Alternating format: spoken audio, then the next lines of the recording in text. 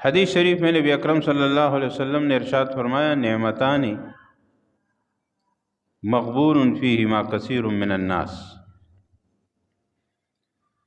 دو نعمتیں ایسی ہیں اللہ تبارک و تعالیٰ کی جس میں بہت سے لوگ دھوکہ کھا جاتے ہیں، دھوکے میں پڑ جاتے ہیں۔ وہ کون سی چیزیں ہیں؟ فرمایا الصحت والفراغ۔ ایک صحت ہے انسانی، کہ انسان جب صحت اور تندرستی کی حالت میں ہو تو یہ اللہ کی بہت بڑی نعمت ہے، اور اس سے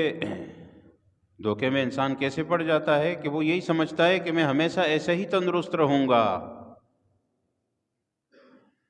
ہمیشہ میں اسی طرح طاقتور تندرست و توانا رہوں گا، اور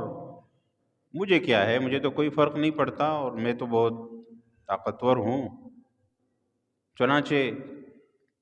سابقہ امتوں میں جن کو اللہ تبارک و تعالیٰ نے اس سے بھی زیادہ بڑی بڑی طاقتیں دی تھیں،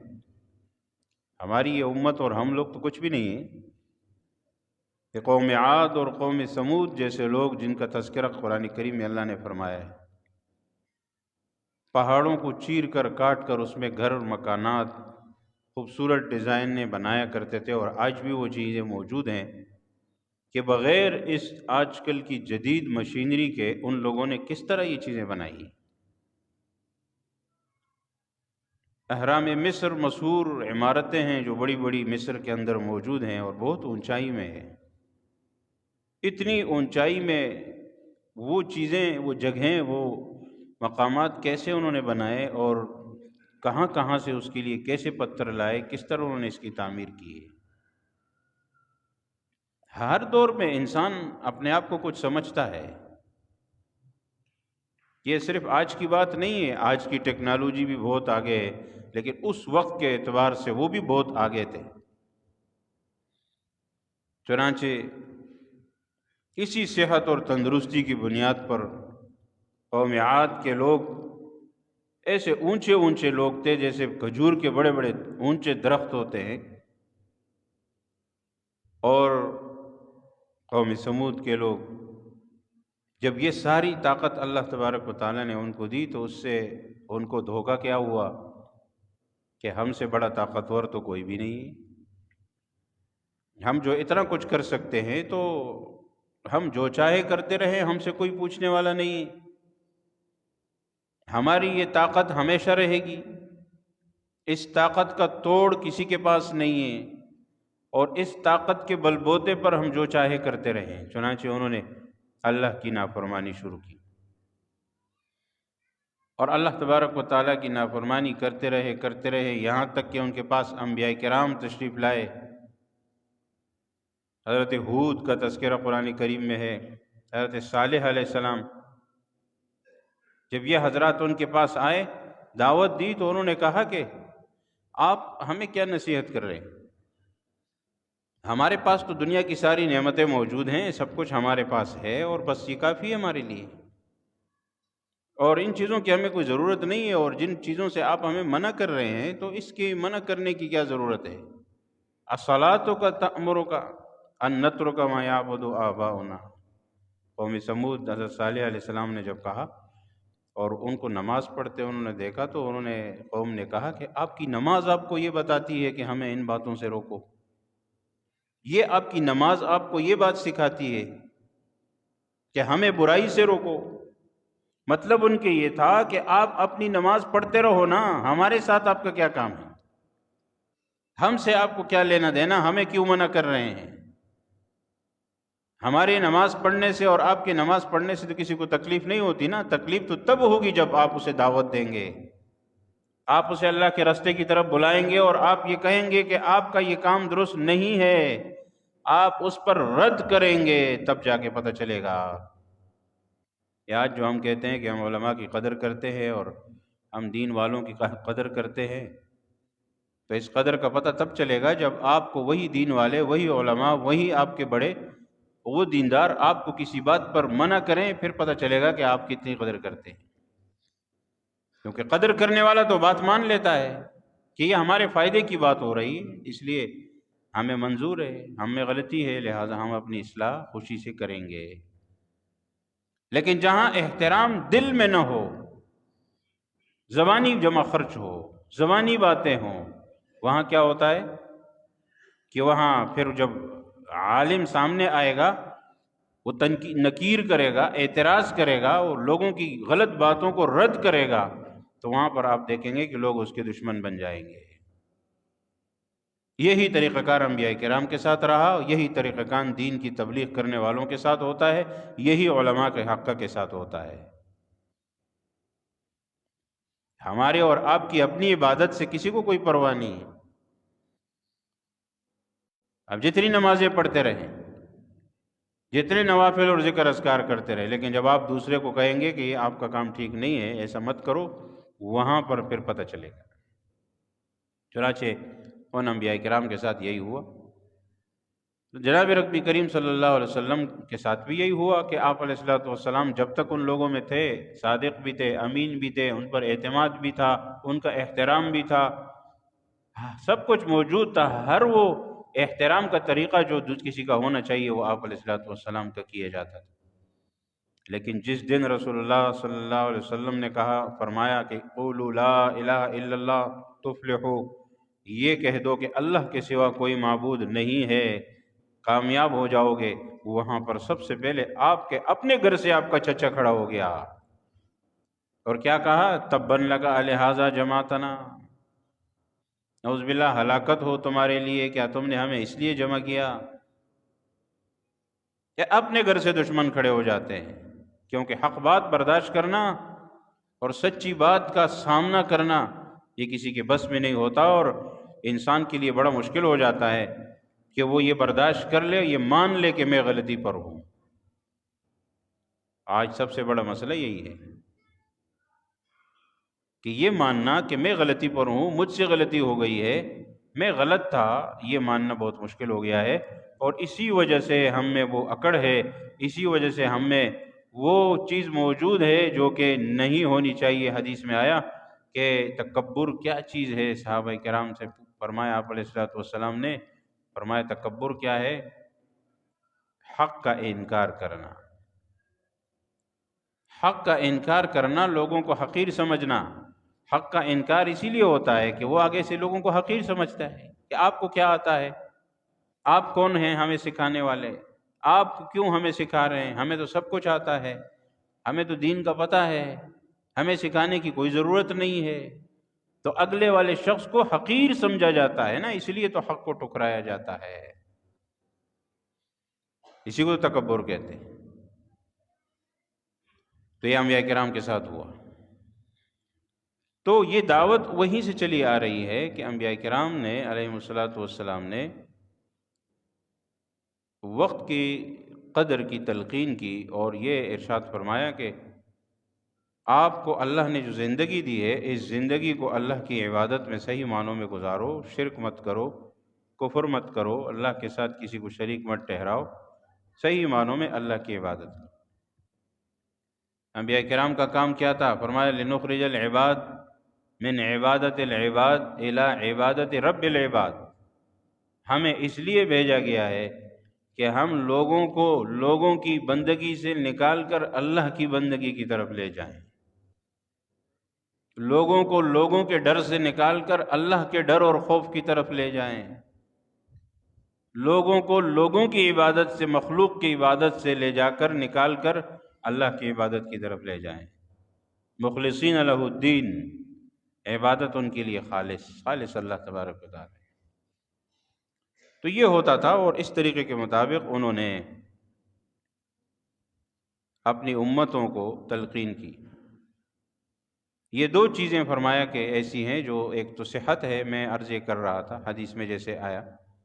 کہ ایک تو صحت ہے کہ جس میں کی وجہ سے لوگ دھوکے میں پڑ جاتے ہیں، جیسے سابقہ امتوں میں بھی ہوا اور اب بھی ایسے ہی ہوتا ہے کہ جس کو اللہ نے صحت دی ہے، تندرستی دی ہے، جوانی دی ہے، طاقت دی ہے، تو وہ جو چاہے کرتا رہے، گناہوں میں مشغول رہتا ہے، اللہ کی نافرمانی میں مشغول رہتا ہے، اور اس کے بعد جس پر چاہے چڑھ دوڑتا ہے، جتنا اس میں طاقت ہے اس حساب سے، یہ نہیں دیکھتا کہ جو کمزور ہے، کمزور تو کمزور ہوتا ہے، تو طاقت ہوتی ہے۔ لہٰذا فرمایا کہ طاقتور کو، جوان کو، تندرست کو یہ سوچنا چاہیے کہ آج یہ نعمتیں میرے پاس ہیں تو کل نہیں ہوں گی، کل میں پھر اپنے آپ کو بھی کسی سے نہیں بچا پاؤں گا۔ آج اگر میں 1 2 3 اور 5 اور 10 آدمیوں کو پچھاڑ لیتا ہوں، ان سے کشتی کر لیتا ہوں، ان کو مار پیٹ لیتا ہوں، لیکن کل کو ایسا وقت آ سکتا ہے اور آئے گا اس زندگی میں کہ میں اپنی چارپائی سے بھی نہیں ہل سکوں گا، میں اپنی کرسی سے بھی نہیں ہل سکوں گا۔ لہٰذا وہ وقت اگر انسان کے سامنے ہو تو وہ زیادتی کسی کے ساتھ نہیں کرے گا کہ مجھ پہ بھی یہ وقت آنے والا ہے، تو یہ دھوکے میں نہیں پڑے گا پھر، لیکن اکثر لوگ فرمائے اس کی وجہ سے دھوکے میں پڑ جاتے ہیں۔ نمبر 2، الصحت کے بعد آپ علیہ السلام نے فرمایا والفراغ، فارغ ہونا یہ بھی بہت بڑی نعمت ہے اللہ تبارک و تعالیٰ کی۔ ایسے فارغ ہونا کہ انسان کے پاس کسی بھی نیک کام کا وقت ہے، فارغ ہے اس کے لیے۔ اور فارغ سے مراد یہ نہیں ہے کہ دنیا کے کام کاج سے بھی فارغ گھر میں پڑا ہوا ہے، ایسا نہیں، یعنی ایسی کیفیت ہے کہ اپنے معمولات میں سے نیک کام کے لیے وقت نکال سکتا ہے، اتنا وہ کر سکتا ہے، اتنی فراغت اس کے پاس ہے، تو یہ بہت بڑی نعمت ہے۔ آج اگر اس نے اس فارغ ہونے کی اور اس کو جو وقت ہے اس کی قدر نہیں کی تو کل کو پھر موقع ایسا آئے گا کہ یہ بہت سے نیک کام بھی کرنا چاہے گا، بہت سے نیک اعمال بھی کرنا چاہے گا، لیکن یا تو صحت اور تندرستی نہیں ہوگی یا اس کے پاس وقت نہیں ہوگا۔ وہ وقت یا تو اس کا ہسپتال میں کٹ رہا ہوگا، یا اس کا وقت کسی جیل میں کالی کوٹری میں کٹ رہا ہوگا، یا اس کا وقت جو ہے کسی دوسرے ایسے کام میں، دنیا کے کاروبار تجارت میں ایسا کٹ رہا ہوگا کہ دین کے لیے اس کے پاس بالکل وقت نہیں ہوگا۔ ایسا نہیں، فرمایا کہ وقت اس کی قدر پھر انسان کرے تو جب نیا سال آتا ہے تو اس کو یہ احساس ہوتا ہے کہ اب جو ہے میں نے اگر کوئی وقت کی قدر نہیں کی تو اب مجھے کیا کرنا ہے۔ آج وقت کے ضیاع کے لیے ہمارے پاس بہت سی چیزیں ہیں، ہمارے پاس موبائل ہے، انٹرنیٹ ہے، ٹی وی ہے، اور یہ چینل ہیں اور پتہ نہیں کیا کیا ہیں، جس کی وجہ سے ہم وقت ضائع کر رہے ہیں، وقت ضائع ہو رہا ہے، اور اس کو ٹائم کلر یہ لوگ خود کہتے ہیں، اور جن لوگوں نے یہ چیزیں ایجاد کی ہیں وہ خود اپنے ہاں اپنے بچوں پر اور اپنے اہل و عیال پر اس کی پابندی لگاتے ہیں۔ ہر چیز کا اپنا وقت ہوتا ہے، لیکن ہم لوگ پتہ نہیں کیا ہیں، جب ہم کسی چیز کو ایک دفعہ دیکھ لیتے ہیں، پا لیتے ہیں، حاصل کر لیتے ہیں، تو اس کے بعد پھر ہم اس سے پتہ نہیں کیا بنا لیتے ہیں، کھانے پینے سے زیادہ قیمتی چیز بن جاتی ہے۔ بچہ جو ہے وہ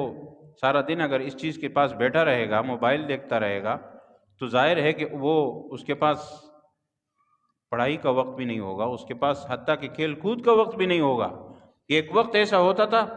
کہ ماں بچوں کو کہتی تھی کہ اندر آؤ، گھر پر آؤ، گھر پر آؤ، باہر نہیں جانا، اور آج ایسا وقت ہے کہ ماں بچوں کو کہتی ہے باہر نکلو، کیوں گھر پہ پڑے ہوئے ہو، یہاں پڑے موبائل ہاتھ پہ پکڑ کر گھر پہ بیٹھے ہو، باہر نکلو، کام کرو، کوئی پڑھائی کرو، کوئی کھیل کود کرو، لیکن گھر سے باہر نکلو۔ کتنا وقت تبدیل ہو گیا ہے کہ پہلے والدین بچوں کو گھر بلا رہے ہوتے تھے، وہ اپنی کھیل کود میں مشغول ہوتے تھے۔ آج ہر دوسرے تیسرے بچے کو ہم اٹھا کر ڈاکٹر کے پاس لے جاتے ہیں کہ کھاتا پیتا نہیں ہے، اچھی چیزیں نہیں کھاتا، اس کی صحت خراب ہے۔ بھائی وہ گھر پڑا رہے گا، بستر کے اوپر پڑا رہے گا، کھیل کود نہیں کرے گا تو اس کو بھوک کیسے لگے گی؟ بھوک نہیں لگے گی تو کھائے گا پیے گا کیسے؟ جب نہیں کھائے گا پیے گا تو اس کی صحت تو خراب ہوگی۔ آج اسی وجہ سے صحتیں خراب ہے۔ پہلے بچوں کی صحت ہوتی تھی، کھانا پینا بھی اچھا ہوتا تھا، کھیل کود، مشغولی، ادھر ادھر چلنا پھرنا، حرکت، تو اس لیے قرآن کریم میں اطراف کا تذکرہ آتا ہے عام عمر لوگوں کے لیے جو ایک ساتھ مٹی میں کھیل کر بڑے ہوئے ہوں۔ آج ڈاکٹر اس بات کو مانتے ہیں جدید تحقیق کے مطابق کہ قدرتی طور پر جب مٹی میں بچے کھیلتے ہیں ان کی قوت مدافعت کمزور ہونے کے بجائے مضبوط ہو جاتی ہے، ان پر پھر زیادہ بیماریاں حملہ نہیں کرتی، ان کی قوت مدافعت مضبوط ہوتی ہے، فائدہ ہے۔ لیکن جو بڑے لوگ جو ہوتا ہے نا آج کل، جو بڑے بڑے بنگلوں میں رہنے والے، فلیٹوں میں رہنے والے، ان کے بچے جو گھر کے بستروں پر اور پلنگوں میں اور وہیں اسکول اور گاڑی اور اے سی اور ان چیزوں میں بڑے ہوتے ہیں، تو اس کو ہم برگر بچے کہتے ہیں۔ چھوٹی چھوٹی بیماریاں حملہ آور ہو رہی ہیں، چھوٹی چھوٹی بیماریاں، اور ہر چیز پہ معمولی سی چھینک آ رہی ہے تو بیمار ہو گئے، ہاں جی اسپتال لے جاؤ، ٹیسٹ کراؤ، یہ کرو وہ کرو۔ اور ہمارے ہاں کیا ہوتا ہے، جو بچے ان گلی کوچوں میں کھیل کود میں بڑے ہوئے ہیں اور اس گاؤں دیہاتوں میں قدرتی ماحول میں، ان کی ماشاءاللہ صحت اچھی ہے۔ تو یہ حالت ہوتی ہے، وقت کو بھی ضائع کر رہے ہیں، صحت کو بھی خراب کر رہے ہیں، اور وہ والے کارٹون دیکھ رہے ہیں، گیم کر رہے ہیں جو شریعت کے بھی خلاف ہیں، اسلام کے بھی خلاف ہیں۔ اس میں ایسے الفاظ بتائے جاتے ہیں جو شریعت کے خلاف ہیں، پھر ہندوؤں کے، عیسائیوں کے اپنے مذہبی الفاظ، اپنے ان کے جو معبود ہیں ان کو، ان کے لیے الفاظ بتائے اور سکھائے جاتے ہیں۔ آج بہت سی جگہوں میں بہت سے بچوں کے منہ سے وہ ہندوؤں کے الفاظ نکل رہے ہیں، ان کے بھگوانوں کے الفاظ نکل رہے ہیں، ان کے معبودوں دیوتاؤں کے نام نکل رہے ہیں۔ کیوں نکل رہے ہیں؟ وہ انہی چیزوں کو دیکھتے ہیں، یہی سب کچھ ان کے پاس ہوتا ہے۔ پھر دینی تربیت کا ماحول ہمارے پاس نہیں ہے، ہم تو کہیں ان کو مسجد میں بھی نہیں لاتے اپنے ساتھ۔ ہر آدمی تو یہ سوچے کہ میرے گھر میں جو میرے 9-10 سال کے اس سے اوپر بچے ہیں، کیا وہ میرے ساتھ مسجد آئے، یا میرے بعد بھی وہ مسجد آ رہے ہیں کہ نہیں آ رہے ہیں؟ کسی کو فکر نہیں ہے۔ میں آیا، میں نماز پڑھ کر چلا گیا، میرے بچوں نے کیا کیا بھائی؟ انہوں نے نماز پڑھی؟ کیا وہ مسجد میں آئے؟ یا جاتے ہوئے میں نے ان سے پوچھا کہ بھائی تم نے نماز پڑھی کہ نہیں پڑھی؟ کہاں ہوتے ہو نماز میں؟ جس مسجد میں بچوں کی آواز سنائی نہ دے، سمجھو اگلی نسل برباد ہے، اس لیے کہ اگلی نسل تو ہے ہی نہیں پھر مسجد میں۔ تو یہ جو ہمارے ہوں گے، یہ ہوں گے ایک دن، یہ بھی دنیا سے چلے جائیں گے، لیکن مسجد آباد ہی ایسے ہوگی کہ اس کے بعد دوسری نسل آئے گی، پھر تیسری آئے گی، پھر چوتھی آئے گی۔ ہر ایک اپنے ساتھ اپنی اولاد، اپنے بچوں کو لائے گا، مسجد سے روشناس کرائے گا، تعارف کروائے گا کہ یہ مسجد ہے، یہ امام ہے، یہ نمازی ہے، یہ قرآن ہے، یہ درس ہے، یہ تدریس ہے، تو وہ بچہ سب کچھ سیکھے گا۔ یہ تو نہیں ہوگا کہ میں نماز آیا، نماز پڑھ کر گھر چلا گیا بس۔ بچوں کو کون سمجھائے گا؟ جو حدیث میں حکم آیا ہے کہ 7 سال کے بچے کو سمجھاؤ، اس کو نماز کے لیے لاؤ، اور مروہ، اور فرمایا کہ جب 10 سال کے ہو جائیں تو وَضْرِبُوهُمْ عَلَيْهَا، پھر ان کو سزا بھی دی جا سکتی ہے، سزا دو، تنبیہ کرو کہ تم نماز کیوں نہیں پڑھ رہے ہو۔ اب یہ چیز نہیں ہے، اپنے بچوں پر اس چیز کی نہ نظر رکھی ہم نے، نہ ان کو ہم نے اس پر تیار کیا، نہ ہم نے اس پر اس کو مجبور کیا کہ وہ آئیں ہمارے ساتھ مسجد میں نماز پڑھیں۔ جب ہم اپنے ساتھ لائیں گے، اپنی نگرانی میں لائیں گے، تو وہ نماز پڑھیں گے، پھر سیکھیں گے، پھر سمجھیں گے، پھر کنٹرول میں بھی رہیں گے، پھر مسجد کی بے حرمتی بھی نہیں کریں گے، شرارت بھی نہیں کریں گے، اور اس کے بعد ہمارے ساتھ آئیں گے اور ساتھ جائیں گے، کچھ عرصے میں سیکھ جائیں گے، اس کے بعد پھر پڑھتے رہیں گے اپنی نمازیں۔ ساری زندگی تو والدین کے ہاتھوں میں ہاتھ ڈال کر نہیں چلیں گے نا، ہر چیز کی تربیت دینا والد کی ذمہ داری ہے۔ والد دکان پر بچے کو بٹھاتا ہے، اس کو سمجھاتا ہے، والد کاروبار پر اور دوسرے نوکری ملازمت اور ان چیزوں پر اور اسکول کے کام کے لیے بچے کو بٹھا کر اس کو سمجھا رہا ہوتا ہے، تو مسجد کیوں نہیں لاتا، نماز کیوں نہیں سمجھاتا، قرآن کیوں نہیں سمجھاتا، سپارہ کیوں نہیں پڑھواتا اور نہیں سمجھاتا، اور اس چیز کی نگرانی اور پوچھ گچھ کیوں نہیں کرتا؟ اس کو قدر نہیں ہے، اس کو اپنی اولاد کی فکر نہیں ہے کہ میں کون سی اولاد اس معاشرے کو دے کر اس دنیا سے جاؤں گا، بعد میں لوگ مجھے یاد کریں گے کہ یہ فلاں کا بیٹا ہے۔ تو اس لیے اپنی کوشش تو انسان کرے، کبھی ہو بھی جاتا ہے کہ ایک انسان کی کئی سارے بچے ہیں، کوئی ایک آدھ خراب نکل آیا، تو یہ بھی ممکن ہوتا ہے، ایسا نہیں ہے، لیکن انسان اپنی تربیت تو لازمی اپنی طرف سے تو کرے۔ ایسے تو انبیاء کرام کی اولادوں میں سے حضرت نوح علیہ السلام کے بیٹے کا تذکرہ قرآن کریم میں ہے، تو ان کی بیوی کا تذکرہ آتا ہے، حضرت لوط علیہ السلام کی اہلیہ کا تذکرہ آتا ہے، اس طرح اور بہت سارے انبیاء کرام ان کے تذکرے آتے ہیں کہ وہ ان کے گھر میں بھی ایسے لوگ تھے جو ان کی دعوت کو نہیں مان رہے تھے۔ ایسا ہوتا ہے، ممکن ہے، لیکن کم از کم یہ تو پتہ چلے کہ اس شخص نے کوشش اور محنت کی ہے یا نہیں کی ہے۔ جب اولاد میں سے کوئی ایک آدھ بھی نکل آئے گا تو پتہ چلے کہ اس شخص نے محنت کی ہے اپنے بچوں کے اوپر۔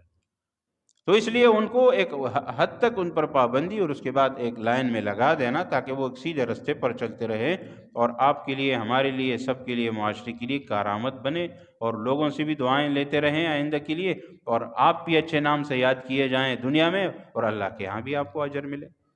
کہ آپ نے اولادیں اس دنیا میں چھوڑی ہیں، اور اولادیں چھوڑ کر آپ اللہ کے پاس جا رہے ہیں، تو پیچھے کچھ ایسے ہیں جو آپ کے لیے ولد صالح یدعو لہ، حدیث میں آتا ہے کہ ایسی اولاد ہو جو بعد میں دعا تو کرے۔ تو یہ ہے وقت کی قدر کا معاملہ، جو نئے سال کی ابتدا میں ایک دعوت ہے کہ اگر اس میں کسی چیز میں ہمیں کمزوری ہم سے رہ گئی تو اس کو ہم آگے بڑھائیں، اور آگے جو ہے ہم روشناس کرائیں اپنے بچوں کو۔ 22 جمادی ثانی حضرت صدیق اکبر رضی اللہ تعالیٰ عنہ کی وفات کا دن ہے آج۔ کس کس نے اپنی اولاد کو یا اپنے گھر میں یا بذات خود اس کو اس بات کا تذکرہ یا علم ہے، یا اس نے اس کے متعلق اپنے بچوں کو صحابہ کرام کے واقعات اور صحابہ کرام کی قربانیاں، ان کے کارنامے سکھائے یا بتائے، یا کسی ایسے محفل میں کوئی لے کر جائے کہ جی یہاں تعلیم ہو رہی ہے، یہاں درس ہو رہا ہے، یہاں بیان ہو رہا ہے، آج میں بیٹھتا ہوں، کل میرا بچہ بھی آ کر میرے ساتھ بیٹھ جائے، وہ بھی سنے سمجھے سیکھے۔ صحابہ کرام رضوان اللہ علیہ مجمعین، تو ایک ایک صحابی کو اللہ نے بہت بڑا مقام دیا ہے، وہ پوری امت میں کسی کو نہیں مل سکتا، جتنا بڑا بھی ولی ہو جائے وہ کسی ادنا سے ادنا صحابی تک بھی نہیں پہنچ سکتا۔ اس لیے کہ صحابہ کرام کے پاس جو خصوصیت ہے سب سے بڑی، وہ نبی اکرم صلی اللہ علیہ وسلم کی صحبت ہے، جو کسی بھی امتی کو حاصل نہیں ہے ان کے علاوہ۔ لہذا یہ تو اس چیز میں تو برابری ہو نہیں سکتی۔ اب ظاہر ہے کہ جناب رسول اللہ صلی اللہ علیہ وسلم کے صحابہ کرام نے کس طرح دین پر محنت کی، اور دین کو اختیار کرنے کے بعد کیسے قربانیاں دیں، دین قبول کرنے میں بھی کیسی قربانی برداشت کرنی پڑی، پھر آگے اس پر چلنے میں کیسی قربانی برداشت کرنی پڑی، پھر آگے اس دین کو آگے پھیلانے میں ان کو کیا کیا قربانیاں دینی پڑی، کتنے کتنے اسفار سفر، اپنے گھر بار وطن کو چھوڑ کر کہاں کہاں جانا پڑا۔ آج صحابہ کرام کی قبریں دنیا بھر میں آپ دیکھیں گے کہاں کہاں موجود ہے۔ ہمارے یہاں بھی کئی صحابہ کرام کی قبروں کا تذکرہ ملتا ہے، اور جگہوں پر بھی ہے۔ مسجد نبوی کی نمازوں کو کیوں چھوڑا؟ ہم لوگ تو نماز پڑھنے مسجد نبوی یہاں سے جاتے ہیں، اور مسجد الحرام کی نماز پڑھنے یہاں سے جاتے ہیں کہ بھئی ہمیں اجر ملتا ہے، وہاں لاکھ نمازوں کے برابر ثواب ہے۔ انہوں نے کیوں چھوڑا؟ اللہ کے دین کے لیے چھوڑا، اور اس کے بعد چلے گئے کہاں کہاں چلے گئے۔ رسول اللہ صلی اللہ علیہ وسلم کی موجودگی میں بھی گئے، آپ علیہ السلام نے بھی بھیجا، بعد میں بھی گئے، یہ سب کے سب گئے، اور اس طرح انہوں نے دنیا بھر میں دین پھیلایا، اور آج ہم اور آپ سب الحمدللہ اسی وجہ سے مسلمان ہیں کہ وہ اپنی جگہ نہیں بیٹھے رہے، تو صرف اپنی مشغولیت میں اور اپنی مصروفیت میں، تجارت کاروبار، حتیٰ کہ اپنی ذاتی نمازوں میں اور حج روزے میں نہیں لگے رہے، ورنہ اگر وہ وہاں ہوتے تو ان کے لیے کیا مشکل تھا، ہر سال حج کرتے، روزے رکھتے، نمازیں پڑھتے، تہجد گزار وہ تھے، نوافل ہر نفل ہر نماز پڑھنے والے تھے، اپنے رشتہ داروں کے ساتھ، دوست احباب کے ساتھ سب کے حقوق ادا کرنے والے تو وہ تھے، اخلاق، کردار، پاکی صفائی سب کچھ تو ان میں موجود تھا، کون سی چیز کی کمی تھی؟ اتنی پاک سرزمین پر موجود تھے، لیکن اس کے باوجود بھی وہ وہاں نہیں رہے، چلے گئے، ادھر ادھر پھیل گئے، اور اس دین کو پھیلایا۔ اس کے بعد میں دوسروں نے، اس کے بعد ان کے شاگردوں نے، پھر ان کے شاگردوں نے، آج ہم تک یہ سلسلہ الحمدللہ پہنچ چکا ہے۔ انہوں نے اپنے وقت کو قیمتی بنایا، اب وقت سے فائدہ حاصل کیا، اس کے بعد پھر آگے پہنچایا۔ تو قرآن کریم میں بار بار اوقات کے بارے میں قسمیں آتی ہیں، والفجر واللیل والنہار، اور اسی طرح جو ہے والفجر والعصر، یہ سب جتنا قرآن کریم میں قسم وقت کی، دن کی، رات کی، فجر کی، عصر کی، کیوں؟ یہ قیمتی چیز ہے، اس کو کام میں لائیں۔ تو اس لیے صحابہ کرام کے کارناموں سے، جناب حضرت ابوبکر صدیق رضی اللہ عنہ کے ایمان لانے کے واقعے سے لے کر بعد میں آخر تک کس طرح انہوں نے رسول اللہ صلی اللہ علیہ وسلم کے ساتھ وقت گزارا، کس طرح انہوں نے قربانیاں دی، آخر میں کس طرح پھر انہوں نے خلافت سنبھالی، یہ سب چیزیں جو ہے قربانیاں ان کی دین کے لیے، یہ ہم خود بھی پڑھیں، بچوں کو سکھائیں، پڑھائیں، اور تمام صحابہ کرام کی، تمام اولیاء کرام کی، تمام بزرگان دین، انبیاء کرام سے لے کر سب جتنے بھی ہیں، تاکہ پتہ تو چلے ہماری نسلوں کو، یہ احساس ہو جائے کہ جی ہمیں کرنا کیا ہے، اور یہ ساری باتیں ہمیں اس کا اندازہ ہو جائے کہ آگے ہمیں اپنی اولاد کو کس طرح معاشرے کے لیے کارآمد بنانا ہے۔ تو اس کے لیے وقت کو قیمتی بنانا نمبر 1، اور نمبر 2 یہ ہے کہ اپنے اکابرین کی، خاص کر کے صحابہ کرام سے ابتدا کر کے، انبیاء کرام تو انبیاء کرام تھے، صحابہ کرام نے جو دین کے لیے محنت کی، وہاں سے ابتدا کر کے ان کو سکھانا سمجھانا، تاکہ بچے بھی آئندہ کے لیے دین کے لیے قربانی دینے والی محنت، یہ جذبہ ان میں آ جائے۔ اللہ تبارک و تعالی ہمیں پورے دین پر صحیح عمل اور دین کے لیے قربانی دینے کی توفیق نصیب کرے۔